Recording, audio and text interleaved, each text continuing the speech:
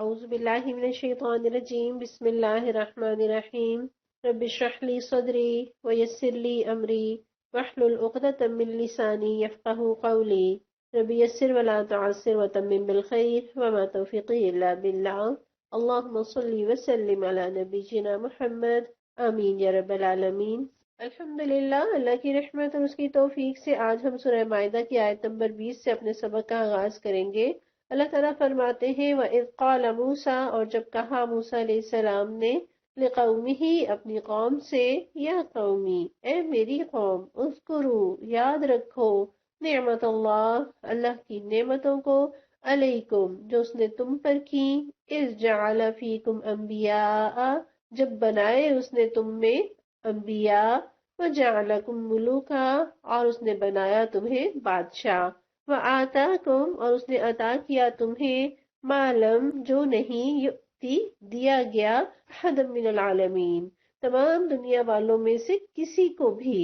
یہاں ہم دیکھتے ہیں اللہ تعالیٰ نے حضرت موسیٰ علیہ السلام کا تذکرہ کیا ہے، اور قرآن میں بارہا اللہ تعالیٰ نے حضرت موسیٰ علیہ السلام کا ذکر کیا ہے، کم و بیش 70 مرتبہ حضرت موسیٰ کا تذکرہ آتا ہے۔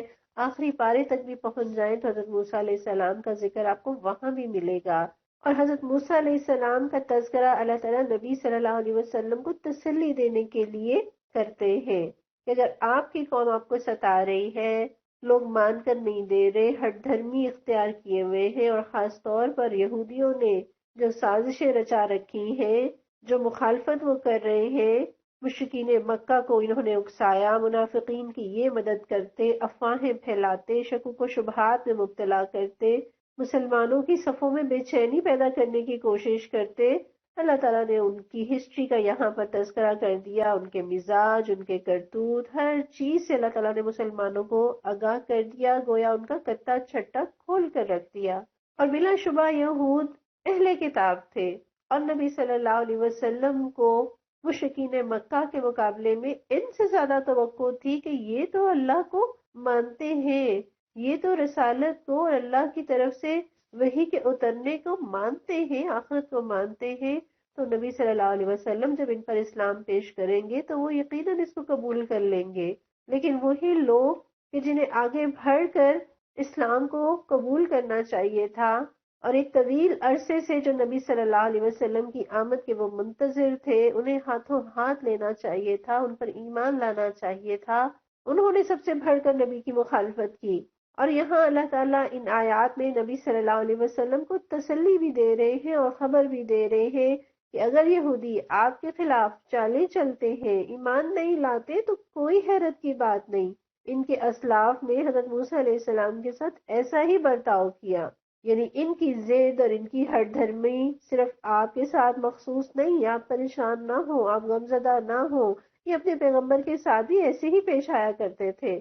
اور ابھی جو آیات ہم پڑھنے جا رہے ہیں، اللہ تعالیٰ ان آیات کے ذریعے میں بتا رہے ہیں کہ یہ قوم شروع ہی سے کیسی بدعہد رہی، اپنے فرائض کی ادائیگی میں کس طرح سے کوتاہیاں کرتی آئی، اس کا یہاں تذکرہ آپ کو ملے گا۔ اور یہاں انداز دیکھیے، حضرت موسیٰ علیہ السلام اپنی قوم کو کس طرح سے مخاطب کرتے ہیں، یا قومی، اے میری قوم، کس قدر اپنائیت ہے، کس قدر محبت ہے، کتنا درد آپ کو ان الفاظ میں محسوس ہوتا ہے کہ یا قومی، اے میری قوم۔ اور پھر بتایا کیا انہیں کہ اذکروا نعمت اللہ علیکم، اللہ نے جو نعمتیں تمہیں عطا کی ہیں انہیں یاد رکھو، انہیں بھول نہ جاؤ۔ بنی اسرائیل کو تو اللہ نے کیسی کیسی نعمتیں عطا کی، فرعون کے ظلم سے نجات دی، من و سلوہ دیا، ابر کا سایہ کیا، 12 قبیلے تھے، 12 چشمے ان کے لیے پھوٹ پڑے، ان کے اندر نبی بھیجے، انہیں کتاب دی، انہیں پاکیزہ روزی عطا کی۔ اتنی نعمتیں پانے کے بعد پھر بھی رب کی ناشکری، پھر بھی رب کی نافرمانی، اور یہ انسان کا مزاج ہے، وہ لاکھوں کروڑوں نعمتیں استعمال کرتا ہے اور بھول جاتا ہے، اور ساری عمر چند دکھوں کا رونا روتا رہتا ہے، چند کمیوں کا تذکرہ کرتا رہتا ہے جو اس کی زندگی میں ہوتی ہیں۔ تو یہاں حضرت موسیٰ علیہ السلام اپنی قوم کو مخاطب کرتے ہوئے کہتے ہیں کہ رب کی دی ہوئی نعمتوں کو یاد رکھو، وہ رب جو اتنا مہربان ہے، جس نے اتنی نعمتوں سے نوازا، اس کی نافرمانی نہ کرو۔ اور نعمتیں یاد رکھنے سے انسان کے اندر شکر کا جذبہ پیدا ہوتا ہے، نعمتیں دینے والے کے آگے سر جھک جاتا ہے، نعمتیں دینے والے کے لیے کچھ کرنے کا جذبہ پیدا ہوتا ہے۔ اور آگے آپ دیکھیں گے کہ حضرت موسیٰ علیہ السلام اپنی قوم کو اللہ کا ایک حکم پہنچاتے ہیں، تو حکم پہنچانے سے پہلے نعمتوں کی یاد دہانی کا تذکرہ ہے تاکہ حکم ماننے میں آسانی ہو۔ پھر نعمتوں میں جو سب سے پہلی نعمت جس کا تذکرہ اللہ تعالیٰ نے یہاں کیا کہ اِذ جعل فیکم انبیاء، جب اس نے تم میں انبیاء بھیجے۔ اگر انسان سمجھے تو یہ اس کے لیے سب سے بڑی نعمت ہے۔ اللہ جس قوم کے لیے ہادی بھیج دیتا ہے، رہنما بھیج دیتا ہے، ہدایت کا رستہ کھول دیتا ہے، یہ اس رب کی سب سے بڑی نعمت ہے۔ اور یہاں دو طرح کی نعمتوں کا تذکرہ ہے، پہلے نبوت کا، پھر بادشاہت کا۔ اور نبوت کا تذکرہ پہلے کیا کہ نبوت بادشاہت سے کہیں بڑھ کر اہمیت رکھتی ہے، یہ اسے کہیں بڑی نعمت ہے۔ اور نبوت اور بادشاہت کا تذکرہ کر کے اللہ تعالیٰ نے گویا دو طرح کی نعمتوں کا تذکرہ کیا، ایک روحانی نعمتیں جس میں نبوت ہے، کتاب ہے، دین ہے، شریعت ہے، اور پھر دنیاوی نعمتیں بادشاہت۔ اور یہاں آپ دیکھیں کہ یہ دونوں نعمتوں کا سب سے عروج ہے، یعنی کسی قوم میں نبی کا آ جانا، اسے نبی کا مل جانا بہت بڑی نعمت ہے، اور نبوت سے بڑھ کر انسانوں میں کوئی درجہ ہو نہیں سکتا۔ تو دین کے اعتبار سے بھی سب سے اعلیٰ اور عرفہ ہستی ان کا تذکرہ کہ اللہ نے تمہیں ایسی ہستیاں عطا کی، اور دنیا کے اعتبار سے بھی سب سے اعلیٰ اور عرفہ مقام جو کوئی ہو سکتا ہے وہ بادشاہت کا ہے۔ گویا دونوں نعمتیں اعلیٰ اور عرفہ حیثیت میں دی۔ اور ہم دیکھتے ہیں انسانوں میں سے کسی انسان کا رب کا نمائندہ بن کر آنا یہ بڑی سعادت کی بات ہے، اور اس کی قوم کے لیے بڑی خوش بختی کی علامت بھی ہے۔ جب کسی بستی، کسی قبیلے یا خاندان سے بادشاہ اپنا سفیر یا وزیر منتخب کرتا ہے تو پوری بستی اس پر فخر کرتی ہے، اتراتی ہے۔ تو نبی اور ہادی اور رہبر و رہنما کے مل جانے پر شکر واجب ہے، یہ بہت بڑی نعمت ہے۔ اور اللہ نے انہیں صرف روحانی سعادت نہیں بلکہ اقتدار بھی دیا۔ اور بنی اسرائیل میں انبیاء ہی ان کے حکمران بھی ہوا کرتے تھے۔ بخاری کی یہ روایت ہے، ابو ہریرہ رضی اللہ عنہ بیان کرتے ہیں کہ رسول اللہ صلی اللہ علیہ وسلم نے فرمایا کہ بنی اسرائیل میں انبیاء ہی حکمران ہوا کرتے تھے، جب کسی نبی کی وفات ہو جاتی تو اس کی جگہ دوسرا نبی لے لیا کرتا۔ اور یہ آپ دیکھیں گے کہ یہ خوبصورت اور بہترین کمبینیشن ہے کہ انسان کے اوپر حکمرانی وہ کرے، عوام کا حکمران ایسا ہو جو ایمان کے اعتبار سے، تقوی کے اعتبار سے، علم کے اعتبار سے ان سب سے بڑا ہوا ہو۔ یہ وہ کمبینیشن ہے جس کی آج امت کو ضرورت ہے کہ حکمران ایسے لوگ ہوں جو سب سے زیادہ اللہ سے ڈرنے والے ہوں، جو سب سے زیادہ فرما بردار ہوں، جو سب سے زیادہ علم رکھنے والے ہوں، جو سب سے زیادہ خدا سے ڈرنے والے ہوں۔ تبھی یہ امت اپنا کھویا ہوا مقام پائے گی۔ اور جہاں تک بنی اسرائیل کا تعلق ہے، بنی اسرائیل جو مصر میں بڑی ذلت کی غلامانہ زندگی بسر کر رہے تھے، اللہ تعالیٰ نے حضرت یوسف علیہ السلام کو مبعوث فرمایا، انہیں عظیم سلطنت عطا کی، عزت بھی دی۔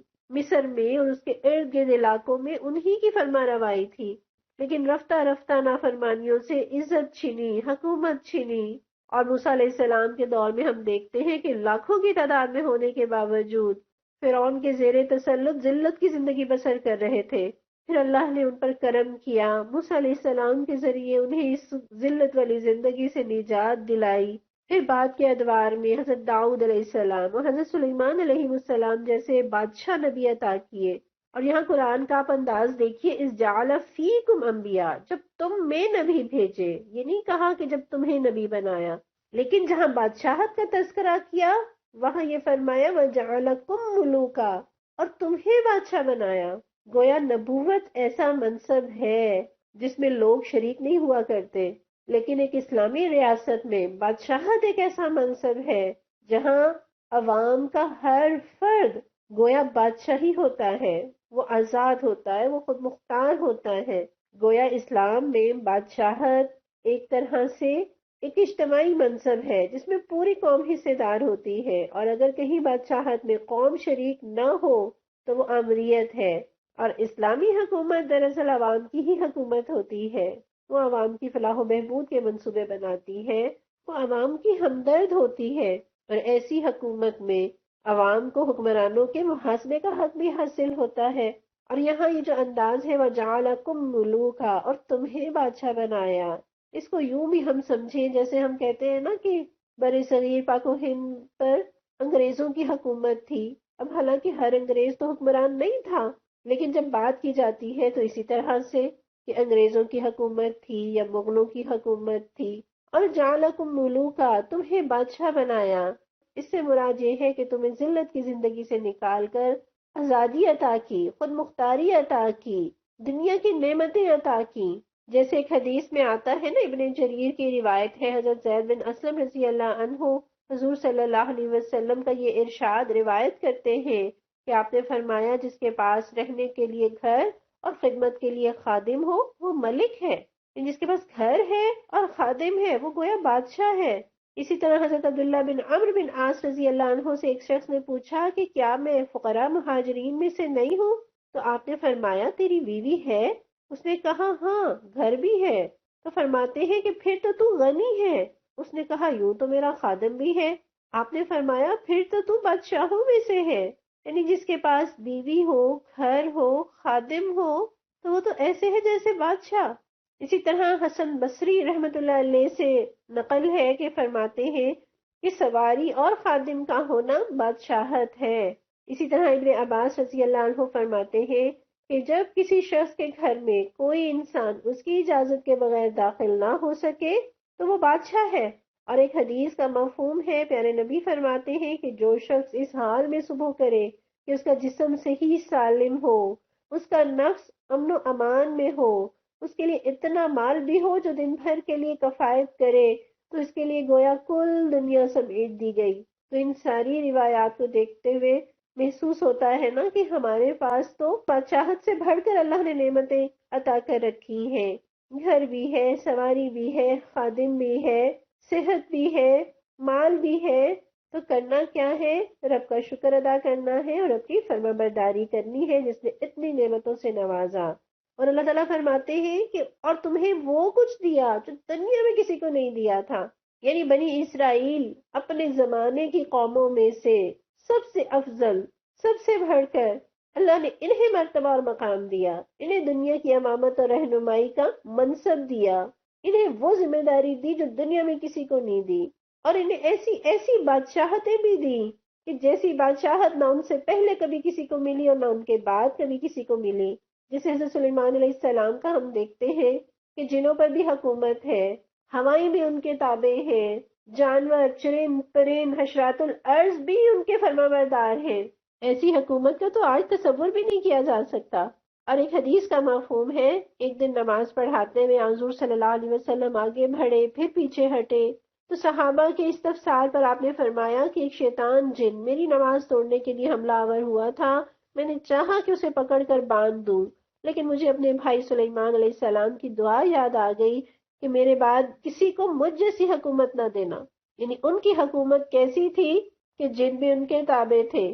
تو یہاں جن نعمتوں کا اللہ تعالیٰ نے نام لے کر تذکرہ کیا وہ نبوت اور بادشاہت ہے، اور ہدایت نہ ہو، نبوت نہ ہو، رہنمائی نہ ہو تو بادشاہت کوئی بڑی چیز نہیں۔ فرعون بھی تو بادشاہ تھا لیکن اللہ کے ہاں اس کی کوئی حیثیت نہیں تھی۔ پھر یہ ایک آئیڈیل سلطنت کا نقشہ ہے کہ حکمران باعمل عالم ہو، شریعت نافذ ہو، ایسی سلطنت ہی ایک آئیڈیل سلطنت ہوتی ہے، ورنہ تو جدا ہو دی سیاست سے تو رہ جاتی ہے چنگیزی۔ آیت نمبر 21 دیکھیے، اللہ فرماتے ہیں یا قوم ادخلوا الارض المقدسۃ التی کتب اللہ لکم، اے میری قوم اس مقدس سرزمین میں داخل ہو جاؤ جو اللہ نے تمہارے لیے لکھ رکھی ہے، ولا ترتدوا علی ادبارکم، اور پیچھے نہ ہٹنا، فتنقلبوا خاسرین، ورنہ ناکام و نامراد پلٹو گے۔ پچھلی آیت کی تفسیر کرتے ہوئے ہم پڑھ رہے تھے کہ جو نعمتوں کی یاد دہانی کرائی جا رہی ہے وہ اس لیے کہ آگے حضرت موسیٰ علیہ السلام نے انہیں رب کا ایک حکم یا رب کا ایک فرمان پہنچانا تھا، تو رب کا فرمان پہنچانے سے پہلے انہیں نعمتوں کی یاد دہانی کرائی جا رہی تھی تاکہ انہیں حکم کو فالو کرنے میں آسانی ہو۔ اب یہاں وہ حکم آ گیا۔ حضرت موسیٰ علیہ السلام فرماتے ہیں کہ اس مقدس سرزمین میں داخل ہو جاؤ جو اللہ نے تمہارے لیے لکھ رکھی ہے، یہاں مقدس سرزمین سے مراد ارض فلسطین ہے۔ جس طرح معراج کا واقعہ بیان کرتے ہوئے قرآن میں اللہ تعالیٰ فرماتے ہیں نا، سبحان الذی اسری بعبدہ لیلا من المسجد الحرام الی المسجد الاقصی الذی بارکنا حولہ، پاک ہے وہ ذات جو اپنے بندے کو ایک رات لے گیا مسجد حرام سے مسجد اقصی کی طرف، جس کے ارد گرد کو ہم نے بابرکت بنایا تھا۔ تو فلسطین کی سرزمین یہ مقدس سرزمین ہے۔ یہ سیدنا ابراہیم، سیدنا اسحاق اور یعقوب علیہ السلام اور بہت سارے انبیاء کا مسکن اور مرکز بھی رہی، اور بہت سارے انبیاء کا مدفن بھی، اور یہ ان کا آبائی علاقہ تھا۔ ہم پڑھتے ہیں نا حضرت یوسف علیہ السلام جو بکتے بکاتے مصر میں جا پہنچے، اور پھر جس طرح سے مصر میں اللہ تعالیٰ نے انہیں بادشاہت اور عروج عطا کیا، اور انہوں نے حضرت یعقوب علیہ السلام اور اپنے بھائیوں کو کنعان سے مصر میں بلا لیا، اور ایک طویل عرصہ وہ مصر میں عروج کی اور بادشاہت اور حکمرانی اور عزت کی زندگی گزارتے رہے۔ اور پھر رفتہ رفتہ جو نسل در نسل بگاڑ آیا، انہوں نے بادشاہت بھی کھو دی، عزت بھی کھو دی، فرعون نے ان کے اوپر تسلط حاصل کر لیا اور انہیں ذلیل کر کے رکھتا تھا، ان سے بیگار لیتا، ان کے بیٹوں کو قتل کر دیتا، ان کی بیٹیوں کو لونڈیاں بنایا جاتا۔ ایسی ذلت کی وہ زندگی گزار رہے تھے، اور جب اللہ تعالیٰ نے انہیں فرعون کے مظالم سے نجات دی، انہوں نے بحر قلزم پار کر لیا، تو اب اللہ تعالیٰ نے انہیں حکم دیا کہ وہ اپنی سرزمین، مقدس سرزمین میں داخل ہو جائیں۔ یہاں آپ دیکھیے کہ رب کی ذات کس قدر مہربان ہے۔ اللہ تعالیٰ ان سے وعدہ کر رہے ہیں، انہیں بشارت دے رہے ہیں کہ یہ وطن تمہارا ہے، اللہ نے اسے تمہارے لیے لکھا ہے، مگر ملے گا کب؟ جب تم حرکت کرو گے، جب تم اس کے اندر داخل ہوگے، جب تم آگے بڑھو گے۔ اور یہاں دیکھیے اللہ کامیابی کی گارنٹی بھی دے رہے ہیں، اور نبی کا ساتھ بھی ہے۔ اس سے بڑی بات کیا ہوگی؟ یعنی کہا جا رہا ہے کہ چڑھائی کرو، اور ساتھ ہی اللہ تعالیٰ فتح کی بشارت بھی دے رہے ہیں۔ لیکن کمزور ایمان والوں کی ایک نشانی ہوا کرتی ہے، وہ کیا؟ کہ انہیں رب کی بشارتوں کا یقین نہیں ہوتا، وہ رب کے وعدوں پر بھروسہ نہیں کرتے، اور بزدل ہمیشہ یہ چاہتے ہیں کہ انہیں نعمتیں تھال میں رکھ کر پیش کی جائیں۔ اور اس آیت سے ایک بات یہ سیکھنے کی ہے کہ اللہ نے جب ان کے لیے وہ وطن لکھ دیا تھا تو اللہ دے بھی دیتا، لیکن کیوں نہیں دیا؟ اس لیے کہ اللہ نے تقدیر کو اسباب کے پردے میں رکھا ہے۔ جیسے آپ بچے سے کوئی قیمتی چیز دینے کا وعدہ کرتے ہیں، لیکن ساتھ ہی شرط لگاتے ہیں کہ پہلے محنت کرو، امتحان میں کامیابی حاصل کرو، اور اس کے بعد تمہارے لیے میں نے ایک انعام لے کر رکھا ہے۔ پھر دوسری ایک سیکھنے کی چیز یہ ہے کہ اللہ تعالیٰ یہ نہیں سکھا رہے کہ تم مومن ہو، تمہیں دنیا سے کیا لینا دینا، صحرا ہی تمہارے لیے ٹھیک ہے، نہیں، بلکہ وہ مقدس سرزمین، وہ برکت والی سرزمین، وہ بہترین سرزمین، اللہ کہہ رہے ہیں کہ اسے حاصل کرو۔ گویا دنیا میں بہترین چاہنا یہ خلاف ایمان نہیں ہے۔ اور یہاں ہم یہ بھی دیکھتے ہیں کہ نبی انہیں اعلیٰ مقاصد کے لیے جینا سکھا رہے ہیں، انہیں غلبہ اور حکومت اور وطن جیسی بڑی بڑی نعمتوں کی چاہت کرنا، طلب کرنا، کوشش کرنا سکھا رہے ہیں، جبکہ وہ لوگ ادنا چیزوں کے پیچھے بھاگ رہے تھے کہ ہمیں بس ساگ اور ترکاری اور ککڑی اور ہمیں یہ مل جائے۔ اور مفسرین یہ بھی کہتے ہیں کہ قرآن کا یہ وہ مقام ہے جہاں اہل ایمان کو جہاد کا حکم پہلی بار دیا گیا۔ اس سے پہلے قوموں کے انکار پر، نبی کی نافرمانی پر اللہ کا عذاب آیا کرتا تھا، اور وہ قوم نوح ہو، قوم لوط ہو، قوم عاد ہو، قوم سمود ہو، اللہ تعالیٰ اہل ایمان کو بچا لیا کرتے تھے، اور نافرمانوں پر عذاب کا کوڑا برسا دیا جاتا تھا۔ اب انسانوں کو حکم دیا کہ تم کفار سے جہاد کرو۔ جس طرح کوئی بچہ ہوتا ہے اور اس کے سارے کام ماں کر رہی ہوتی ہے، لیکن جب وہ بچہ بڑا ہو جاتا ہے، سمجھدار ہو جاتا ہے، تو ماں بہت ساری ذمہ داریاں اسے سونپ دیتی ہے کہ اب تم بڑے ہو گئے ہو، لہٰذا اپنے کام خود کرو۔ بالکل اسی طرح ابتدا میں انسانیت پر اللہ کا یہ کرم تھا کہ اللہ نے کفار کو خود ہی ملیہ میٹ کر دیا، لیکن اب جو انسانیت نے ترقی کی، اب اللہ نے امتوں کی یہ ذمہ داری لگائی، اہل ایمان کی یہ ذمہ داری لگائی کہ وہ کفار سے مقابلہ کریں، اس کے بعد سے قوموں کو ایسے نہ مٹایا گیا جیسے پہلے عذاب الہی سے مٹایا جاتا تھا۔ اسی لیے ہم دیکھتے ہیں کہ عیسائی بھی موجود ہیں، یہودی بھی موجود ہیں، کافر اور مشرک بھی موجود ہیں۔ آیت نمبر 22 دیکھیے، اللہ فرماتے ہیں قالوا یا موسیٰ، انہوں نے کہا اے موسیٰ، ان فیہا قوما جبارین، بے شک اس میں تو ایک ایسی قوم ہے جو بڑی جبار ہے، وَإِنَّا لَن نَدْخُلَهَا، اور ہم ہرگز اس میں داخل نہیں ہوں گے، حَتَّى يَخْرُجُوا مِنْهَا، یہاں تک کہ وہ وہاں سے نکل جائیں، فَإِن يَخْرُجُوا مِنْهَا، پھر اگر وہ وہاں سے نکل جائیں، فَإِنَّا دَاخِلُونَ، تو بے شک کہ ہم داخل ہوں گے۔ یہاں ایک چیز یہ دیکھیے کہ حضرت موسیٰ علیہ السلام جب اپنی قوم کا مخاطب کرتے ہیں تو کتنی محبت سے، یا قومی، اے میری قوم، کتنی اپنائیت سے انہیں پکارتے ہیں، اور جب ان کی قوم انہیں مخاطب کرتی ہے تو کتنی بے ادبی سے مخاطب کرتی ہے، یا موسیٰ، اے موسیٰ۔ اسلام کا کلچر یہ ہے کہ اس میں بڑوں کو ناموں سے نہیں پکارا جاتا، جیسے ہمارے والدین ہیں، ہم امی، ابو، ماما، بابا جس انداز سے بھی پکارے، مگر ایسا نہیں ہوتا کہ ہم انہیں ان کے نام سے پکارے۔ اسی طرح دادا، دادی، نانا، نانی، پھپھو، خالہ، چچا، ماموں، یہ رشتے بھی رشتوں کی نسبت سے پکارے جاتے ہیں، ناموں سے نہیں پکارے جاتے۔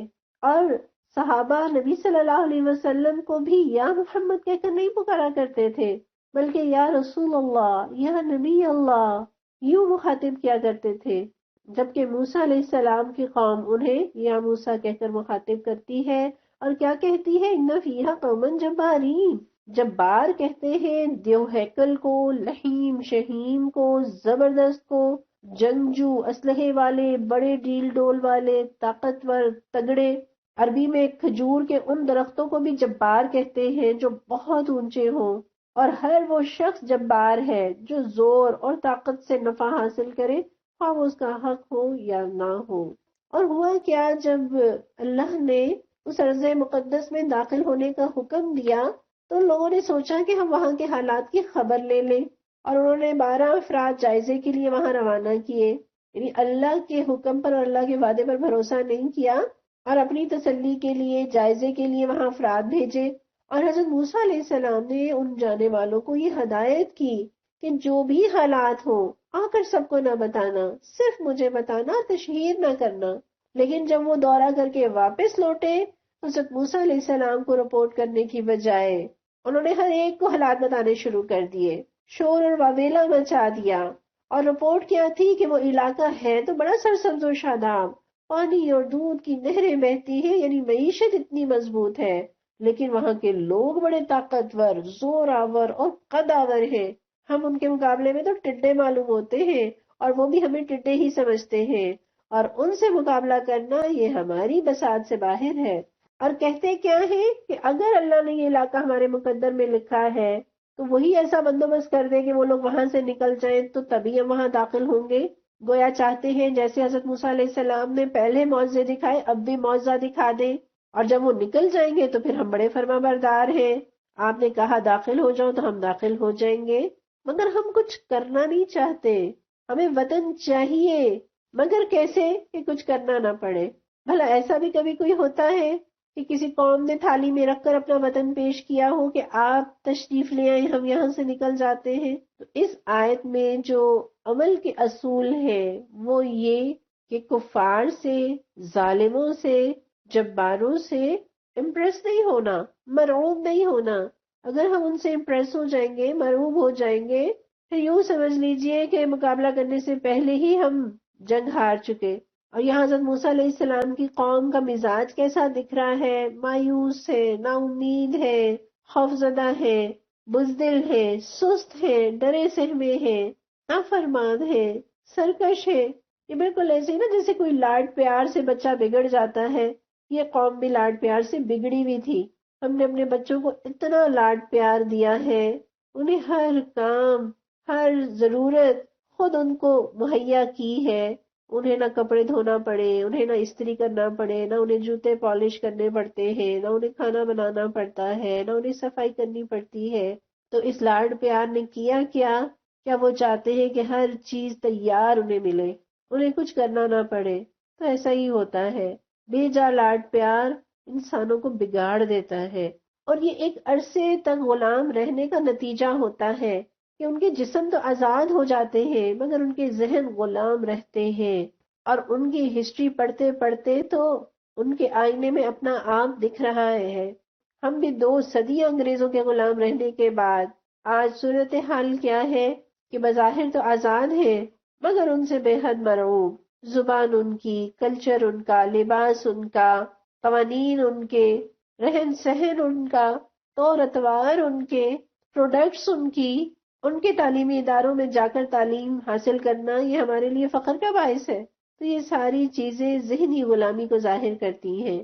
اور دوسرا یہاں عمل کا نقطہ یہ بھی ہے کہ اگر آپ کو دکھائی دیتا ہے کہ آپ کے مقابل آپ کا دشمن طاقتور ہے تو کیا کریں؟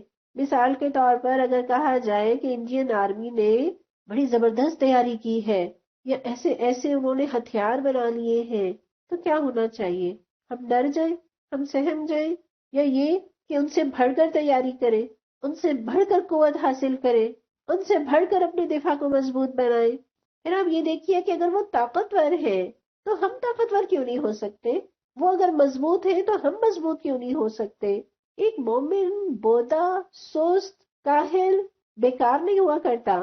اللہ کے نبی صلی اللہ علیہ وسلم فرماتے ہیں، مسلم کی روایت ہے کہ قوی مومن کمزور مومن سے بہتر ہے اور اللہ کو زیادہ پیارا ہے، حالانکہ دونوں میں خیر ہے۔ اور اللہ کے نبی فرماتے ہیں، ہر اس چیز کی ہرس کرو جو تمہیں نفع دے، اور اللہ سے مدد طلب کرو، دل ہار کر نہ بیٹھ جاؤ۔ یعنی آپ دیکھیے کہ ایک مومن جو مضبوط ہے، جو قوی ہے، جو طاقتور ہے، وہ اللہ کو زیادہ پیارا ہے۔ اس لیے کہ قوی مومن جو بھی کام کرے گا، عبادت کرے گا، خدمت کرے گا، اللہ کے دین کے غلبے کے لیے جد و جہد کرے گا، محنت کرے گا، اس لیے کہ وہ صحت مند ہے، وہ طاقتور ہے۔ اور اس کے مقابلے میں ایک کمزور مومن جو نہ کھڑا ہو کر نماز ہی پڑھ سکے، نہ کسی کی خدمت کر سکے، کوئی نیکی کا کام، کوئی خیر کا کام اس وجہ سے اس سے بن نہ آئے کہ وہ کمزور ہے، اس میں ہمت طاقت نہیں ہے، تو ضرورت کس بات کی ہے؟ اپنے آپ کو طاقتور بنائیے، اچھی غذا کے ذریعے، ایکسرسائز کے ذریعے، واک کے ذریعے۔ مومن کو چاہیے کہ وہ اپنی قوت میں اور اپنی صلاحیتوں میں اضافہ کرے۔ حضرت ابو بکر رضی اللہ عنہ سے روایت ہے کہ ایک شخص نے عرض کیا، اللہ کے رسول، لوگوں میں سب سے بہتر کون ہے؟ تو آپ نے فرمایا، جس کی عمر لمبی اور عمل اچھا۔ تو عمر لمبی کیسے ہوا کرتی ہے؟ یقیناً یہ اللہ کی طرف سے ہے۔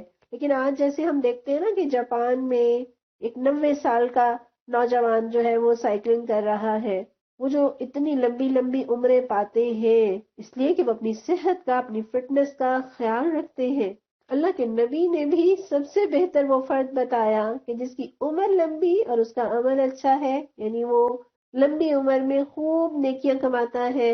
اور سورہ قصص میں حضرت شعیب علیہ السلام کی بیٹیاں حضرت موسیٰ علیہ السلام کو کام پر رکھنے کے لیے اس طرح سے دلیل دیتی ہیں کہ ان خیر من استاجرت القوی الامین، کہ بے شک جسے اجرت پر رکھا جائے اس میں بہتر وہ ہے جو طاقتور ہو، قوی ہو، مضبوط ہو اور امانت دار ہو۔ اور اللہ تعالیٰ قرآن میں جگہ جگہ کہتے ہیں کہ خذوا ما آتیناکم بقوہ، جو کچھ ہم نے تمہیں عطا کیا ہے اسے قوت کے ساتھ تھامو۔ تو اپنی قوتوں میں، اپنی صلاحیتوں میں اضافہ کرنے کی ضرورت ہے۔ نماز، روزہ، عبادت، حج، جہاد، نیکی کا حکم دینا، برائیوں سے منع کرنا، دوسروں کے حقوق ادا کرنا، اپنی ذمہ داریاں نبھانا، جس طرح ایک قوی، ایک مضبوط انسان کر سکتا ہے، کمزور نہیں کر سکتا۔ اور جو ہم دین کی طرف آتے جاتے ہیں، ہمیں یوں لگتا ہے کہ یہ واک کرنا اور ایکسرسائز کرنا اور سوئمنگ کرنا یہ تو شاید دنیا دار لوگوں کا کام ہے۔ ہرگز نہیں، یہ دنیا دار سے بڑھ کر دیندار لوگوں کی ذمہ داری ہے کہ وہ اپنے اندر سکلز پیدا کریں، مہارت پیدا کریں، صلاحیتوں کو بڑھائیں اور ایکسرسائز کے ذریعے اپنے آپ کو مضبوط اور توانا رکھیں۔ پھر اس کی تفسیر کرتے ہوئے ہم نے جو یہ پڑھا کہ انہوں نے جو حالات فلسطین کی سرزمین میں دیکھے، اگر بجائے اس کے کہ حضرت موسیٰ علیہ السلام کو آگاہ کرتے اور وہ اس کے لیے کوئی پالیسی بناتے، انہوں نے قوم کو اعلانیہ بتانا شروع کر دی۔ تو میرا اور آپ کا دین بھی ہمیں یہ سکھاتا ہے کہ جب بھی کوئی خبر ملے تو اسے پھیلانے کی بجائے ذمہ دار افراد تک پہنچایا جائے، تاکہ معاشرے کے اندر یا اہل خانہ کے اندر بے چینی، پریشانی اور سراسیمگی سے بچا جا سکے۔ اور ہم تو دیکھتے ہیں بہت ساری پریشانیاں، بہت سارے غم، بہت سارے مسائل ہمارے گھر کے بڑے سنبھال رہے ہوتے ہیں، انہیں دیکھ رہے ہوتے ہیں۔ اگر وہ ساری پریشانیاں گھر میں آ کر بیوی بچوں کے ساتھ شیئر کرنے لگے تو وہ تو پریشان ہی ہو جائیں۔ آیت نمبر 23 دیکھیے، قال رجلانی، کہا دو لوگوں نے یا دو مردوں نے، من الذین، ان لوگوں میں سے، یخافون، وہ ڈرتے تھے یا ڈر رہے تھے، انعم اللہ، انعام کیا اللہ نے، علیہما، ان دونوں پر، ادخلوا علیہم الباب، ان دونوں افراد نے کیا کہا کہ دروازے میں داخل ہو جاؤ، فَإِذَا دَخَلْتُمُوهُ، بس جب تم اس میں داخل ہو جاؤ گے، فَإِنَّكُمْ غَالِبُونَ، تو بلا شبہ تم ہی غالب رہو گے، وَعَلَى اللَّهِ، اور اللہ ہی پر، فَتَوَكَّلُوا، بس توکل کرنا چاہیے، ان کنتم مؤمنین، اگر تم مومن ہو۔ یہاں آپ دیکھیے سرکشوں کے جمع غفیر میں بس دو لوگ، قال رجلانی، یہ دو ہی افراد نکلے، اور واقعی یہ دو ہی مرد نکلے جو اللہ سے ڈرنے والے تھے، جن پر اللہ کا فضل تھا۔ اور دیکھیں رب نے ان کی کیسی قدردانی کی، قیامت تک کے لیے ان کا ذکر خیر قرآن میں کر دیا۔ اور کہا جاتا ہے کہ یہ دو لوگ یوشع بن نون اور کالب تھے، اور یوشع غالباً وہی ہیں جنہوں نے حضرت خضر علیہ السلام کی تلاش میں حضرت موسیٰ علیہ السلام کا ساتھ دیا اور بعد میں ان کے خلیفہ بھی بنے۔ اور یہ دو لوگ، انہوں نے موسیٰ علیہ السلام کی ہدایت کے مطابق اس بستی سے یا فلسطین سے واپس آ کر وہاں کے حالات کی تشہیر نہیں کی، بلکہ خفیہ طور پر حالات حضرت موسیٰ علیہ السلام کو آ کر بتائے۔ اور جب یہ دیکھا کہ قوم بزدلی کا مظاہرہ کر رہی ہے تو کہنے لگے کہ لوگوں سے نہ ڈرو، اللہ پر بھروسہ رکھو، کمرے ہمت باندھو، دروازے میں داخل ہو جاؤ، اللہ تمہاری مدد کرے گا۔ ہم دیکھتے ہیں کہ نہ قرآن ان دو لوگوں کے نام بتاتا ہے، نہ احادیث میں ان دونوں کے ناموں کی صراحت ملتی ہے۔ گویا نام اہم نہیں، کام اہم ہے، بات اہم ہے، اور قرآن کا مقصد ہسٹری بتانا نہیں ہے بلکہ ہدایت دینا قرآن کا مقصد ہے۔ اور ہدایت کی بات کیا ہے؟ پوری قوم ایک طرف اور یہ چند صالح افراد ایک طرف، قیامت تک کے لیے اللہ کے راستے پر چلنے والوں کے لیے یہ دو لوگ رول ماڈل ہیں۔ بزدلوں کے اندر بہادر، جہاں سب کے ضمیر سوئے ہوئے ہیں، مردہ ہیں، ایسے میں جاگنے والے کس طرح جاگیں، ایسے جگائیں، سب صالح ہوں اور اس میں صالح رہنا، بہادروں میں بہادر رہنا، زندوں میں زندہ رہنا، یہ تو آسان ہے، مگر ایسے لوگ نایاب ہوتے ہیں جو بزدلوں میں بہادری کا ثبوت دیتے ہیں، جو مردوں میں زندہ رہتے ہیں، جو سوئے ہوں میں جاگتے ہیں اور انہیں جگاتے ہیں۔ گویا میرے اور آپ کے لیے عمل کا اصول ہے کہ جب ہمارے ارد گرد سارے لوگ بے دین کیوں نہ ہو جائیں، لبرل کیوں نہ ہو جائیں، دین کیوں نہ چھوڑ بیٹھیں، پورے خاندان میں، پوری یونیورسٹی میں، پورے ادارے میں، پوری کمیونٹی میں صرف ہم ہی کیوں نہ ہوں جو دین کے اوپر جمے ہوئے ہوں، تو گھبرانا نہیں، پریشان نہیں ہونا، دین نہیں چھوڑنا۔ آپ دیکھیے کہاں 6 لاکھ کا مجمع، ان کی رائے دوسری اور ان دو لوگوں کی رائے مختلف، اور انہوں نے یہ نہیں سوچا کہ اس جمع غفیر کی رائے کے خلاف جب وہ بات کریں گے تو یہ ان کے ساتھ کیا سلوک کریں گے۔ نہ وہ ڈرے، نہ وہ دبے، نہ وہ جھکے، نہ وہ بکے، اور یہ ہوتا ہے اللہ کا انعام۔ یہاں اللہ تعالیٰ نے ان دونوں لوگوں کی 2 صفات کا تذکرہ کیا ہے۔ ایک صفت یہ کہ یخافون، وہ ڈرتے تھے، کس سے ڈرتے تھے؟ اللہ سے ڈرتے تھے۔ وہ جباروں سے نہیں ڈر رہے تھے بلکہ وہ اللہ سے ڈرتے تھے، اور جو اللہ سے ڈرتا ہے وہ کسی سے نہیں ڈرتا، اور جو اللہ سے نہیں ڈرتا وہ سب سے ڈرتا ہے۔ اور یہاں ان کی دوسری صفت انعم اللہ، اللہ نے ان پر انعام کیا۔ حالانکہ پچھلی آیات میں ہم نے پڑھا کہ اللہ تعالیٰ نے انہیں کہا کہ میری نعمتوں کو یاد کرو، یعنی گویا اللہ نے نعمتیں تو سب کو دی تھیں مگر باقیوں نے اللہ کی نعمت کا حق ادا نہیں کیا، اور یہ دو لوگ قائم رہے۔ اور اللہ کا حقیقی انعام کیا ہے، اللہ کا فضل کیا ہے؟ ہم نے تو گھروں کے ماتھے پہ لکھا نا ھذا من فضل ربی، اپنی چلتی ہوئی دکان کے اوپر لکھا کہ یہ اللہ کا فضل ہے۔ اصل اللہ کا فضل کیا ہے؟ نیکی پر جم جانا، بدترین ماحول میں بھی اپنا ایمان بچائے رکھنا، کانفیڈنٹ رہنا، حوصلہ نہ ہارنا، بہادری اور جرأت کا مظاہرہ کرنا، اور رب پر بھروسہ کرنا یہ ہے اللہ کا انعام۔ جبکہ لوگ تو یہ کہا کرتے ہیں چلو تم ادھر کو ہوا ہو جدھر کی، دریا کے بہاؤ میں بہنا آسان ہے، لیکن دریا کے بہاؤ کے مخالف سمت بہنا یقیناً بہادر لوگوں کا کام ہے۔ تو یہاں ایک اصول کی بات یہ ہے کہ جب بھی نیکی کا کوئی موقع ملے تو اسے اللہ کا انعام سمجھیں، کبھی روتے دھوتے نہ رہیں کہ ہائے ہمیں یہ کام کرنا پڑ رہا ہے۔ اس نیکی میں حسن تبھی پیدا ہوگا اور اس نیکی میں مزہ تبھی آئے گا جب ہم اس نیکی کے موقع کو ملنے کو اپنے لیے آنر سمجھیں گے۔ پھر آپ دیکھیں کہ اتنے جمع غفیر میں بس 2 لوگ، تو قرآن بار بار تو یہی بتاتا ہے کہ تم میں کم ہی ایمان لاتے ہیں، تم میں کم ہی شکر گزار ہیں، تو اللہ ہمیں ان کم لوگوں میں شامل رکھے۔ اللہ نے ان 2 لوگوں کو کیسی سمجھ عطا کی، کیسا جذبہ دیا، اور یہ تو ہم جانتے ہیں نا وَمَن يُؤْتِ الْحِكْمَةَ فَقَدْ أُوتِيَ خَيْرًا كَثِيرًا، جسے حکمت، جسے دانائی دے دی گئی بس اسے تو خیر کثیر مل گیا۔ اور وہ 2 لوگ کیا کہہ رہے ہیں کہ جب تم داخل ہوگے تو تم ہی غالب رہو گے، یعنی بندہ جب اپنی طاقت، اپنے وسائل، اپنی صلاحیتیں لگا دے تو رب پھر نوازتا ہے۔ اور گویا وہ کہہ یہ رہے ہیں کہ تم اپنا فرض نبھاؤ، رب اپنا وعدہ نبھائے گا۔ دیکھیں رب نے ترقی کرنے کے لیے کچھ ضابطے مقرر کیے ہیں، کچھ سیڑھیاں ہیں، کچھ زینے ہیں جن پر قدم رکھے بغیر بلندی کو نہیں پہنچا جا سکتا، خواہ کوئی ابراہیم علیہ السلام کی نسل ہی سے کیوں نہ ہو، خواہ وہ اپنے آپ کو رب کا محبوب اور چہیتا ہی کیوں نہ سمجھتا ہو۔ اور یہاں آپ دیکھیے جب دنیا کی جنت محنت کے بغیر نہیں ملتی تو خدا کی جنت محنت کے بغیر، عمل صالح کے بغیر، ایمان کے بغیر کیسے مل سکتی ہے؟ اور دوسری چیز، وہ 2 افراد جو اپنی قوم کو سکھا رہے ہیں کہ اللہ پر بھروسہ کرو اگر تم مومن ہو۔ گویا اللہ پر بھروسہ کرنا ایمان کی نشانی ہے۔ ایمان بڑھتا ہے تو بھروسہ بڑھتا ہے، توکل بڑھتا ہے، ایمان گھٹتا ہے تو توکل بھی گھٹتا چلا جاتا ہے۔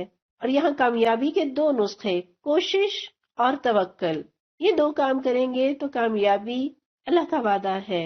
اور یہاں دیکھیے یہ 2 لوگ کس طرح سے لوگوں کو قائل کر رہے ہیں، انہیں مائل کر رہے ہیں، مگر وہ لوگ کہ جنہوں نے پیغمبروں کی بات نہیں مانی وہ ان نیکوکار لوگوں کی بات کو کیا اہمیت دیتے۔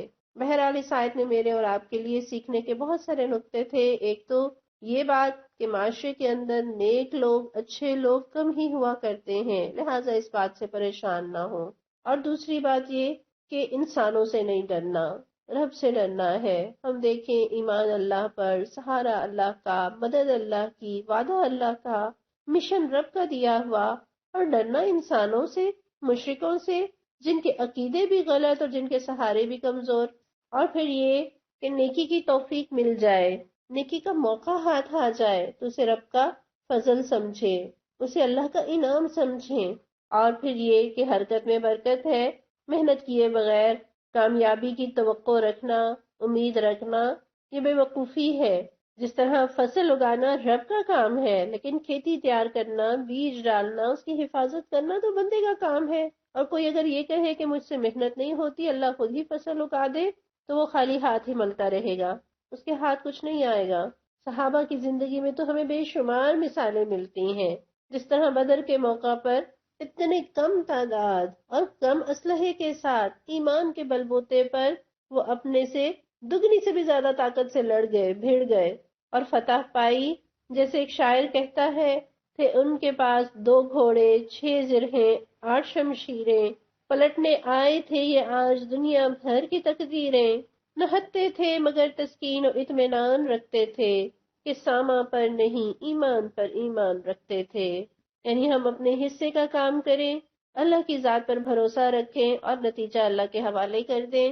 آیت نمبر 24 دیکھیے، اللہ فرماتے ہیں قالوا یا موسیٰ، انہوں نے کہا اے موسیٰ، انا لن ندخلها، بے شک ہم ہرگز وہاں داخل نہیں ہوں گے، ابداً کبھی بھی، ما داموا فیہا، جب تک وہ وہاں ہیں، فاذهب انت وربک، پس تو اور تیرا پروردگار جائے، فقاتلا، پس تم دونوں لڑو، انا ہاہنا قاعدون، ہم تو یہاں بیٹھے ہیں۔ اس آیت میں آپ دیکھیے کہ وہ لوگ کہ جو انسانوں سے اتنا ڈر رہے تھے، لیکن اللہ کے بارے میں ان کی جرات کتنے دلیر اور کیسا گستاخانہ فکرہ بولا کہ اے نبی، اگر آپ کا جہاد پر اتنا ہی اصرار ہے تو آپ جائیے اور آپ کا رب جائیے اور ان سے مقابلہ کیجئے، ہم تو یہاں بیٹھے ہیں، یعنی اللہ آپ کی مدد کرے تو کرے، ہم تو مدد کرنے سے قاصر ہیں۔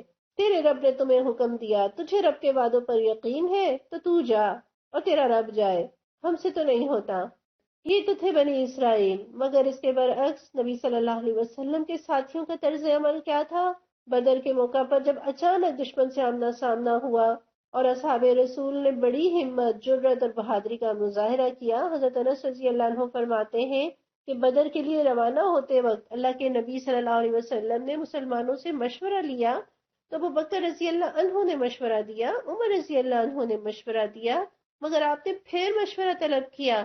تو انصار کہنے لگے کہ اگر رسول اللہ صلی اللہ علیہ وسلم کا روئے سخن ہماری طرف ہے تو ہم آپ سے اس طرح نہیں کہیں گے جس طرح بنی اسرائیل نے موسیٰ سے کہا تھا کہ فَاذْهَبْ أَنْتَ وَرَبُّكَ فَقَاتِلَا إِنَّا هَاهُنَا قَاعِدُونَ، اور کہنے لگے کہ اللہ کے رسول، اس ذات کی قسم جس نے آپ کو حق کے ساتھ مبعوث فرمایا ہے، اگر آپ برق غماد تک بھی جانے کا حکم دیں تو ہم آپ کے پیچھے پیچھے چلیں گے۔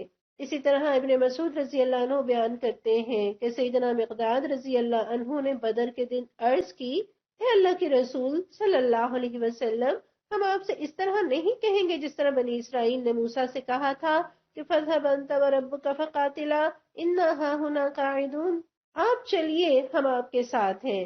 اور یہ سن کر رسول اللہ صلی اللہ علیہ وسلم کا چہرہ فرط مسرت سے چمک اٹھا اور ابن مسعود کہنے لگے کہ میں یہ پسند کرتا ہوں کاش مقداد کی جگہ وہ فرد میں ہوتا، یعنی میں نے یہ بات کہی ہوتی اور میری بات سے نبی صلی اللہ علیہ وسلم اس طرح سے خوش ہوئے ہوتے اور میں اس کے عوض ہر چیز دے دیتا جس کو اس کے برابر سمجھا جاتا۔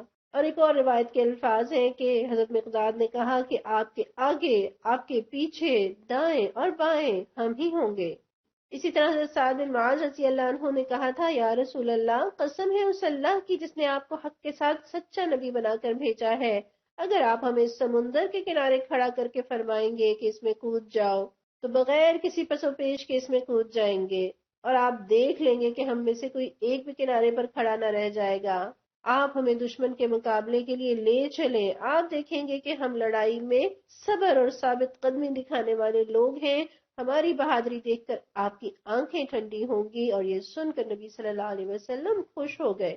بنی اسرائیل کا رویہ بھی ہمارے سامنے آیا، صحابہ کا رویہ بھی ہم نے دیکھا، اور پھر مجھے اور آپ کو اپنے رویے دیکھنے کی ضرورت ہے۔ ہوتا کیا ہے دنیا کے معاملے میں، دنیا کے کاموں کے حوالے سے ہم یہ سمجھتے ہیں کہ یہ دنیا کا کام ہمارا ہے اور ہمیں ہی کرنا ہے، اور وہ چھوٹا کام ہو خواہ وہ بڑا کام ہو۔ مثلا آپ نے کھانا پکانا ہے، ہم یہ نہیں سمجھتے کہ بس خود بخود کھانا پک جائے گا اور ہمارے سامنے آ جائے گا۔ ہم ڈاکٹر بننا چاہتے ہیں، کہیں ایڈمیشن لینا چاہتے ہیں، تو یہ نہیں سوچتے کہ اگر اللہ نے چاہا تو خود ہی یہ سارے مرحلے طے ہو جائیں گے اور خود ہی یہ سارے کام ہو جائیں گے۔ ہم اس منزل کو پانے کے جتنے مرحلے ہوتے ہیں ہم خود طے کرتے ہیں، کوشش کرتے ہیں، اور پھر نتیجتاً اگر رب کی مرضی ہوتی ہے تو ہم وہ مقصد پا لیتے ہیں ورنہ رہ جاتے ہیں۔ لیکن جہاں دین کی بات آتی ہے، دین کی کسی کام کی بات آتی ہے، دین کے غلبے کی بات آتی ہے، وہاں ہم یہ سمجھتے ہیں کہ یہ تو اللہ کا کام ہے، یہ وہی کرے، یا یہ مولویوں کا کام ہے، یا یہ علماء کا کام ہے۔ ہم نے اپنے آپ کو اس سے فارغ سمجھا ہے، گویا زبان حال سے ہم پہ یہ کہہ رہے کہ فَاذْهَبْ أَنْتَ وَرَبُّكَ فَقَاتِلَا إِنَّا هَاهُنَا قَاعِدُونَ، ہم تو یہاں بیٹھے ہیں، ہم سے تو کچھ نہیں ہوتا، ہمارے تو اور بہت سارے کام اور بہت ساری مصروفیتیں اور مشاغل ہیں، ہمارے پاس تو وقت ہی نہیں ہے۔ تو ہم بھی یہ یاد رکھیں کہ جو لوگ دین کی خدمت کریں گے، دین کے لیے محنت کریں گے، رب کی فرما برداری کریں گے تو اپنا ہی فائدہ کریں گے، اور اگر نہیں کریں گے تو اپنا ہی نقصان کریں گے۔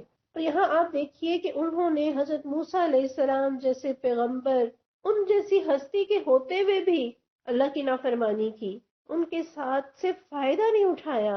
تو ہم بھی یہ یاد رکھیں کہ اگر اچھے لوگ معاشرے میں موجود ہیں اور ان سے نفع نہ اٹھانا، یہ ہمارا اپنا ہی نقصان ہے۔ آیت نمبر 25، قال رب انی، حضرت موسیٰ علیہ السلام نے فرمایا کہ اے میرے پروردگار، بے شک میں لا املکو، نہیں مالک یا نہیں اختیار رکھتا، الا نفسی، مگر اپنی جان کا، واخی، اور اپنے بھائی کا، فافرق بیننا و بین القوم الفاسقین، بس جدائی ڈال دے ہمارے اور فاسق لوگوں کے درمیان۔ یہاں حضرت موسیٰ علیہ السلام کا انداز کچھ ایسا ہی دکھتا ہے جیسے حضرت یعقوب علیہ السلام، کہ وہ فرماتے ہیں انما اشکو بثی وحزنی الی اللہ، کہ میں اپنے غم اور الم کی فریاد صرف اللہ ہی سے کرتا ہوں۔ حضرت موسیٰ علیہ السلام بھی اپنی قوم سے مایوس ہونے کے بعد، ان کے رویے سے غمزدہ ہونے کے بعد اللہ سے دعا کرتے ہیں، اور یہ دعا حضرت موسیٰ علیہ السلام کی بے بسی کا اظہار بھی ہے، اور فاسق اور نافرمان لوگوں سے اعلان برات بھی۔ وہ قوم کہ جس نے اتنے معجزے دیکھے، رب کی قدرتیں دیکھی، رب کی مدد آتی دیکھی، پھر بھی رب کے وعدے پر بھروسہ نہیں کیا۔ اس پر حضرت موسیٰ علیہ السلام مایوس ہو کر گویا یوں کہہ رہے ہیں کہ ایسے بزدلوں کی فوج سے بہتر ہے کہ میں اور میرا بھائی ہم دونوں اکیلے ہی چلے۔ اور یہاں آپ دیکھیے کہ حضرت ہارون علیہ السلام کی وفاداری کیسی تھی۔ حضرت موسیٰ علیہ السلام کو اپنے بھائی پر کتنا اعتماد تھا کہ جس طرح اپنی بات کرتے ہیں اسی طرح اپنے بھائی کی بات کرتے ہیں۔ اللہ ہمیں بھی ایسا بنا دے کہ معاشرے کے نیک لوگ، خاندان کے نیک لوگ ہم پر ایسے ہی اعتماد اور ایسے ہی بھروسہ کریں۔ اور یہاں حضرت موسیٰ علیہ السلام کی قوم کا نبی سے تعلق کیا تھا؟ نہ تو وہ نسب کا رشتہ تھا، نہ وطن کا رشتہ تھا، یہ تو بندگی رب کا رشتہ تھا۔ جب انہوں نے نافرمانی کی تو یہ رشتہ ٹوٹ گیا۔ اس آیت سے پتہ چلتا ہے کہ جب عقیدے جدا ہو جائیں تو راستے بھی جدا ہو جاتے ہیں، جب نظریات کا تعلق ٹوٹ جائے تو سارے تعلق ٹوٹ جاتے ہیں۔ اور یہ بھی پتہ چلتا ہے کہ جب کوئی قوم نافرمانی پر تل جائے تو بڑے سے بڑے جلیل القدر انبیاء بھی، مصلحین بھی کچھ نہیں کر سکتے۔ قوم اگر اپنا مزاج نہ بدلے تو پیغمبر کی موجودگی بھی انہیں کوئی فائدہ نہیں دے سکتی۔ یہاں حضرت موسیٰ علیہ السلام جو فَفْرُقْ بَيْنَنَا وَبَيْنَ الْقَوْمِ الْفَاسِقِينَ کی دعا کر رہے ہیں، گویا وہ رب سے یہ فریاد کر رہے ہیں کہ ہمیں ان لوگوں سے الگ کر دے، کہیں ایسا نہ ہو کہ تیرا عذاب آئے اور ان کے ساتھ ہم بھی اس کی لپیٹ میں آ جائیں۔ ہم ان میں سے نہیں ہونا چاہتے۔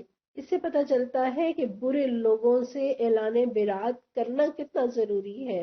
اگر ہم برے لوگوں کی برائی پر خاموش رہتے ہیں، ہمارے ماتھے پر بل بھی نہیں آتا، ہم اس کے خلاف بولتے بھی نہیں، کچھ کہتے بھی نہیں، تو پھر ہمارا شمار انہی میں سے ہے۔ اس لیے اظہار کیا کیجئے۔ بے شک کہ اولین درجہ ایمان کا یہ ہے کہ برا کام ہوتا دیکھے تو اسے ہاتھ سے روکے، اور اس کے بعد یہ ہے کہ اسے زبان سے روکا جائے، اور سب سے آخری درجہ یہ ہے کہ دل میں برا جانا جائے، اور یہ ایمان کا کمزور ترین درجہ ہے۔ تو کم از کم درمیانے درجے پر تو رہیں، زبان سے اظہار تو کریں کہ یہ غلط ہے اور ہمارا اس سے تعلق نہیں ہے۔ اس آیت میں آپ دیکھتے ہیں کہ حضرت موسیٰ علیہ السلام نے ان دو لوگوں کا تذکرہ نہیں کیا، اپنا اور اپنے بھائی کا تذکرہ کیا ہے۔ مفسرین کہتے ہیں کہ چونکہ ان دو لوگوں نے خود اپنی وفاداری کا اظہار کر دیا، اس لیے ان کا تذکرہ کیے بغیر اپنا اور اپنے بھائی کا تذکرہ کرتے ہیں۔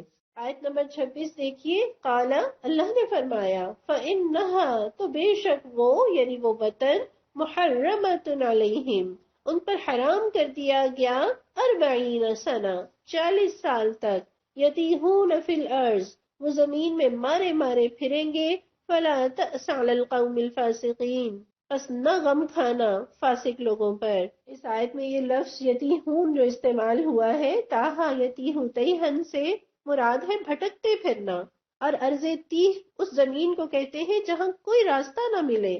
اور اس آیت سے یہ پتہ چلتا ہے کہ گناہوں سے، نافرمانی کے کاموں سے نعمتیں چھن جایا کرتی ہیں۔ جب اس قوم نے نافرمانی کی تو وہ نعمت، وطن کی نعمت جو اللہ نے ان کے مقدر میں لکھ رکھی تھی، اللہ نے 40 سال تک ان پر حرام کر دی، اور اللہ نے انہیں صحرا میں نظر بند کر دیا۔ نہ آگے بڑھ سکتے ہیں، نہ پیچھے جا سکتے ہیں، نہ آگے ملک شام میں داخل ہو سکتے ہیں، نہ پیچھے ملک مصر میں جا سکتے ہیں۔ اور آپ دیکھیے کہ اللہ کو سزا دینے کے لیے نہ پولیس چاہیے، نہ ہتھ کڑیوں کی ضرورت ہے، اور نہ ہی جیل کی ضرورت پڑتی ہے۔ جب اللہ کا حکم ہو تو صحرا بھی جیل خانہ بن جاتا ہے۔ اللہ نے انہیں ان کی نافرمانی کی سزا کیا دی کہ وہ وطن جو اللہ نے ان کے مقدر میں لکھا تھا اسے 40 سال تک مؤخر کر دیا، اور یہ سزا ان کی بزدلی کے علاج کے لیے تھی۔ 40 سال تک دھکے کھائے، صعوبتیں برداشت کی۔ کہا جاتا ہے کہ صبح وہ روانہ ہوتے، سارا دن چلتے رہتے، اور شام جہاں پہنچتے دیکھتے کہ یہ تو وہی جگہ تھی جہاں سے چلے تھے۔ رات روانہ ہوتے، ساری رات چلتے رہتے، اور صبح اپنے آپ کو دیکھتے تو اسی مقام پر پاتے جہاں سے چلے تھے۔ یتیہون فی الارض، بھٹکتے پھرتے۔ اس 40 سال کے عرصے میں وہ نسل جس نے نافرمانی کی تھی وہ کھپ گئی، اور نئی نسل جو آزاد فضاؤں میں پیدا ہوئی، جو نرمی گرمی برداشت کرنے کی عادی تھی، ہمت والی تھی، پھر وہ اس قابل ہوئی کہ انہوں نے جہاد کیا اور اللہ نے انہیں وطن کی نعمت عطا کی۔ اور آزادی کی نعمت انہی کو ملا کرتی ہے جو اس کی قدر جانتے ہیں، اس کے لیے سر دھڑ کی بازی لگانا جانتے ہیں، اس کے لیے تیار ہوتے ہیں۔ اور یہ یتیہون فی الارض، یہ وہ قوم ہے جو اپنے آپ کو اللہ کا چہیتا اور لاڈلا کہتی تھی، اس طرح سے بھٹکتی پھر رہی تھی زمین کے اندر۔ اور آپ دیکھتے ہیں کہ جرم میں اور سزا میں بڑی مناسبت ہوتی ہے۔ جرم کیا تھا؟ انہوں نے کہا تھا انا ہاہنا قاعدون، ہم تو یہیں بیٹھے ہیں۔ اللہ نے سزا کیا دی؟ وہیں بٹھا دیا۔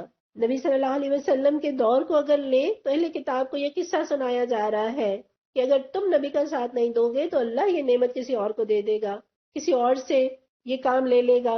اور بعض اسکالرز یہ بھی کہتے ہیں کہ یہ آیات مدینہ کے 6 سال میں نازل ہو رہی ہیں، جبکہ صلح حدیبیہ بھی واقع ہو چکی ہے۔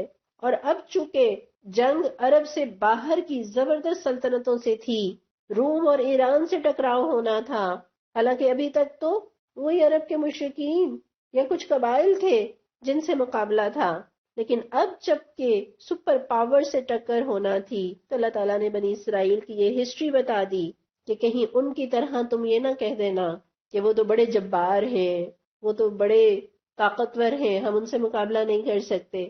اس آیت سے یہ بھی پتہ چلتا ہے کہ قوموں کا مزاج بدلنے میں 40 سال لگتے ہیں، دنوں میں تبدیلی نہیں آ جایا کرتی۔ اور اس آیت سے پتہ چلتا ہے لاڈ اور پیار سے بگڑی ہوئی قوم بڑے کام نہیں کر سکتی۔ بڑے کام وہی لوگ کر سکتے ہیں جنہیں اپنے اوپر اعتماد ہو، جن کے اندر کچھ کرنے کا جذبہ ہو، کانفیڈنس ہو، اپنی صلاحیتوں پر بھروسہ ہو، رب کے وعدوں پر یقین ہو، اور نرم گرم حالات کے عادی ہوں۔ جس طرح ایک شعر ہے نا، فطرت کے مقاصد کی کرتا ہے نگہبانی، یا بندہ صحرائی یا مرد کوہستانی۔ یعنی آپ دیکھیے وہ لوگ کہ جو صحرا میں رہتے ہیں، جہاں انہیں زندہ رہنے کے لیے بھی کتنی مشقت کرنا پڑتی ہے، ایک پانی حاصل کرنے کے لیے ہی انہیں کتنا سفر کرنا پڑتا ہے، پھر وہاں غذائی قلت کا بھی وہ شکار ہوتے ہیں۔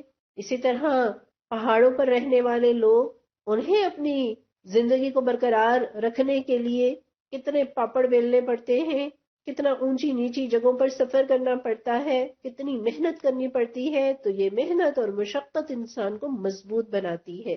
پھر میرے اور آپ کے لیے بھی اصول ہے، اور یہ اصول اس حدیث سے لیجئے، ابن ماجہ کی روایت ہے، نبی صلی اللہ علیہ وسلم فرماتے ہیں کہ جس شخص نے نہ جہاد کیا اور نہ کسی مجاہد کو سامان مہیا کیا اور نہ کسی مجاہد کی غیر حاضری میں اس کے گھر والوں کی خبر گیری کی، تو اللہ اسے قیامت سے پہلے کسی آفت میں مبتلا کر دے گا۔ یعنی ان تینوں کاموں میں سے ایک کام کا کرنا بہت ضروری ہے، یا تو جہاد کرے، یا کسی مجاہد کو سامان مہیا کرے، یا اس کے گھر والوں کی خبر گیری کرے، یعنی کسی لیول پر جہاد میں شامل ضرور ہوں، دین کے غلبے کے لیے محنت ضرور کرے۔ اور اگر ایسا نہیں کریں گے تو یہ نبی صلی اللہ علیہ وسلم کا فرمان ہے کہ اللہ قیامت سے پہلے اسے کسی مصیبت میں مبتلا کر دے گا۔ تو آفت اور مصیبت سے بچنا ہے، اللہ کی ناراضگی سے بچنا ہے، نعمتوں کے زوال سے بچنا چاہتے ہیں تو غلبہ دین کے لیے محنت کریں، صلاحیتیں لگائیں۔ اور اللہ تعالیٰ حضرت موسیٰ علیہ السلام سے کہہ رہے ہیں فَلَا تَأْسَ عَلَى الْقَوْمِ الْفَاسِقِينَ، دیکھو ترس نہ آئے تمہیں ان فاسق لوگوں کے انجام پر۔ گویا اللہ تعالیٰ یہ فرما رہے ہیں موسیٰ اس قوم کو علاج کے طور پر یہ سزا دی جا رہی ہے، لہٰذا آپ کو ایسے لوگوں پر ترس نہیں آنا چاہیے۔ اور قوم کے ساتھ نبی کا تعلق تو ماں جیسا ہوتا ہے، جیسے ماں غصے میں آ کر بچے کو کچھ کہہ دیتی ہے اور بعد میں اسے افسوس ہوتا رہتا ہے، تو یہاں اللہ تعالیٰ کہہ رہے ہیں کہ افسوس نہ کرو، غم نہ کرو۔ غم اور افسوس انسان کی صلاحیتوں کو متاثر کرتا ہے، اور میرا اور آپ کا کام تو اللہ کا پیغام پہنچا دینا ہے، نتائج دینا یہ ہماری ذمہ داری تو رب نے رکھی ہی نہیں۔ اور آپ یہاں یہ دیکھیے کہ اس وقت اللہ کے نبی موجود تھے، وہی اترتی تھی، تو پتہ چلا کہ یہ جو 40 سال تک بھٹکتے پھر رہے ہیں، یہ سزا انہیں نافرمانی کی وجہ سے مل رہی ہے، جہاد سے جی چرانے کی وجہ سے مل رہی ہے۔ آج اگر وہی اترتی ہوتی تو پتہ چلتا کہ مسلمان ذلیل و خوار کیوں ہیں، حالانکہ آبادی کے اعتبار سے سب سے بڑھ کر 60 سے 70 ممالک اسلامی ہیں، اللہ نے بے شمار وسائل سے نوازا ہے، نعمتوں سے نوازا ہے، ذہانتوں سے نوازا ہے، اس کے باوجود مسلمان ذلیل و خوار کیوں؟ پھر پوری دنیا کے مسلمانوں کو اور اسلامی ممالک کو چھوڑ دیجئے، ہم اپنے وطن پاکستان کی بات کرتے ہیں۔ اللہ نے اتنے وسائل، اتنی نعمتوں سے نوازا ہے، آزادی کی نعمت عطا کی، وطن جیسی خوبصورت پیاری نعمت عطا کی، لیکن اتنے سالوں کی آزادی کے بعد بھی جہاں ہونا چاہیے تھا، جتنی ترقی پانی چاہیے تھی، ایسے معلوم ہوتا ہے کہ ہم وہیں کھڑے ہیں جہاں سے چلے تھے۔ تو یہ کس چیز کا نتیجہ ہے؟ اللہ کی نافرمانی کا نتیجہ۔ کتنی بار اللہ نے موقع دیا صالح قیادت کو چننے کا، لیکن ہم نے انہی لوگوں کو اپنے سروں پر بٹھایا جو کرپٹ تھے، جن کے اندر خوف خدا نہیں تھا، جو اسلام کی اور دین کی تعلیمات سے ناآشنا تھے۔ ابھی بھی میرے اور آپ کے پاس موقع ہے، اسلام کی نعمت کی قدر کریں، وطن کی نعمت کی قدر کریں، اور یہ ملک جو اسلام کے نام پر لیا تھا، اس کی زمام کار صالحین کو سونپیں۔ پھر یہ کہ محنت اور مشقت کی عادت ڈالیں، اپنی صلاحیتوں میں اضافہ کریں، اللہ کی نافرمانی سے بچنے کی کوشش کرتے رہیں۔ اللہ سے دعا ہے کہ پروردگار ہمیں دین کی خدمت کرنے کا جذبہ عطا فرما، ہمیں وہ کام کرنے کی توفیق دے جس سے تو راضی ہوتا ہے۔ اور اے اللہ تو ہماری نافرمانیوں سے ہمیں دی ہوئی نعمتیں نہ چھیننا۔ پروردگار ہم آپ کی طرف پلٹتے ہیں، توبہ کرتے ہیں، ہمیں اپنی اصلاح کرنے کی توفیق عطا فرما، اور ہمارے غموں، دکھوں اور بیماریوں کو اپنی خاص رحمت سے دور فرما، اور ہمیں اپنے نیک بندوں میں شامل کر لے۔ ربنا تقبل منا انک انت السمیع العلیم۔